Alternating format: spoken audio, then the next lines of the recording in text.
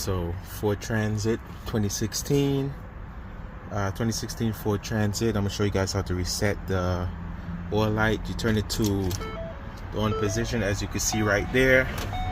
Then you're gonna put your foot and the brake and the gas at the same time. Hold it down for a few seconds. I'm just gonna have to wait.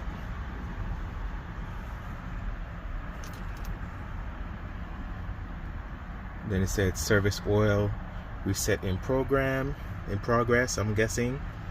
Keep holding it down. My 2 foot is down there. Then it said service oil reset complete.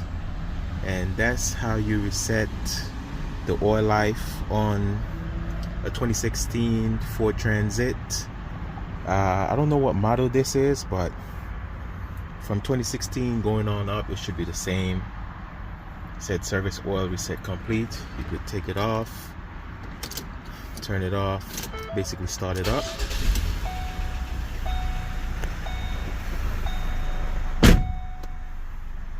It's in the low tire pressure.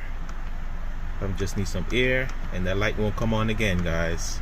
That's how you do it. So let me drive it off this ramp. I'm in reverse. Let me go slowly. Wind me